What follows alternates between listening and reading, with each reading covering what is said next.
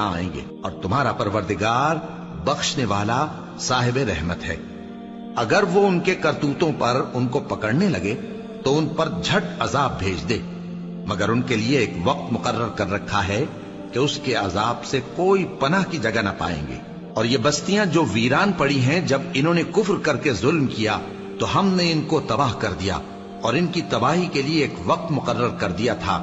اور جب موسیٰ نے اپنے شاگرد سے کہا کہ جب تک میں دو دریاؤں کے ملنے کی جگہ نہ پہنچ جاؤں ٹلنے کا نہیں، خاص صدیوں چلتا رہوں، پھر جب وہ دونوں ان دریاؤں کے سنگم پر پہنچے تو اپنی مچھلی بھول گئے۔ پھر اس مچھلی نے دریا میں سرنگ کی طرح اپنا رستہ بنا لیا۔ جب آگے چلے تو موسیٰ نے اپنے شاگرد سے کہا کہ ہمارا کھانا لاؤ، اس سفر سے ہم کو بہت تکان ہو گئی ہے۔ اس نے کہا کہ بھلا آپ نے دیکھا کہ جب ہم نے اس چٹان کے پاس آرام کیا تھا تو میں مچھلی وہیں بھول گیا، اور مجھے آپ سے اس کا ذکر کرنا شیطان نے بھلا دیا، اور اس مچھلی نے عجیب طرح سے دریا میں اپنا رستہ بنایا۔ موسیٰ نے کہا یہی تو وہ مقام ہے جسے ہم تلاش کرتے تھے۔ تو وہ اپنے پاؤں کے نشان دیکھتے دیکھتے لوٹ گئے۔ وہاں انہوں نے ہمارے بندوں میں سے ایک بندہ دیکھا جس کو ہم نے اپنے ہاتھ سے رحمت خاص سے نوازا تھا، اور اپنے پاس سے ایک خاص علم بخشا تھا۔ موسیٰ نے ان سے، جن کا نام خضر تھا، کہا کہ جو علم اللہ کی طرف سے آپ کو سکھایا گیا ہے، اگر آپ اس میں سے مجھے کچھ بھلائی کی باتیں سکھائیں تو میں آپ کے ساتھ رہوں۔ خضر نے کہا کہ تم میرے ساتھ رہ کر صبر نہیں کر سکو گے، اور جس بات کی تمہیں خبر ہی نہیں اس پر صبر کر بھی کیسے سکتے ہو؟ موسیٰ نے کہا اللہ نے چاہا تو آپ مجھے صابر پائیے گا، اور میں آپ کے ارشاد کے خلاف نہیں کروں گا۔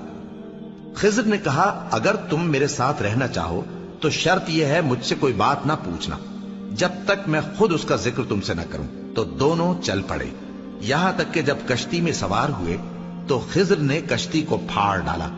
موسیٰ نے کہا کیا آپ نے اس کو اس لیے پھاڑا ہے کہ سواروں کو غرق کر دی؟ یہ تو آپ نے بڑی عجیب بات کی۔ خضر نے کہا کیا میں نے نہیں کہا تھا کہ تم میرے ساتھ صبر نہ کر سکو گے؟ موسیٰ نے کہا کہ جو بھول مجھ سے ہوئی اس پر مواخذہ نہ کیجیے، اور میرے معاملے میں مجھ پر مشکل نہ ڈالیے۔ پھر دونوں چلے، یہاں تک کہ رستے میں ایک لڑکا ملا تو خضر نے اسے مار ڈالا۔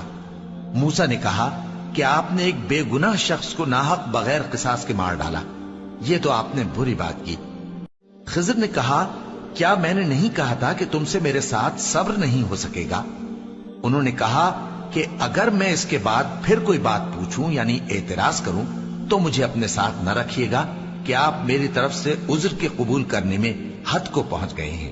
پھر دونوں چلے، یہاں تک کہ گاؤں والوں کے پاس پہنچے اور ان سے کھانا طلب کیا۔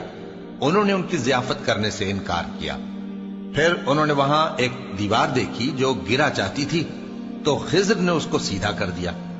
موسیٰ نے کہا کہ اگر آپ چاہتے تو ان سے اس کا معاوضہ لے لیتے تاکہ کھانے کا کام چلتا۔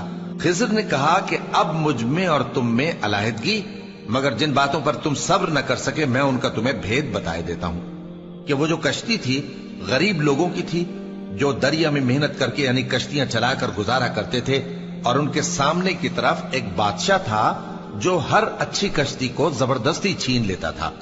تو میں نے چاہا کہ اسے عیبدار کر دوں تاکہ وہ اسے غصب نہ کر سکے۔ اور وہ جو لڑکا تھا اس کے ماں باپ دونوں مومن تھے، ہمیں اندیشہ ہوا کہ وہ بڑا ہو کر بد کردار ہوگا تو کہیں ان کو سرکشی اور کفر میں نہ پھنسا دے، تو ہم نے چاہا کہ ان کا پروردگار اس کی جگہ ان کو اور بچہ عطا فرمائے جو اخلاقی پاکیزگی میں بہتر اور محبت میں زیادہ قریب ہو۔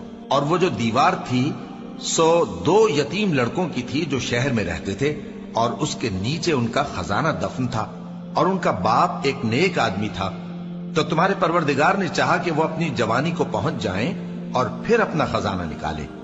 یہ تمہارے پروردگار کی مہربانی ہے، اور یہ کام میں نے اپنی طرف سے نہیں کیے، یہ ان باتوں کی حقیقت ہے جن پر تم صبر نہ کر سکے۔ اور تم سے ظلم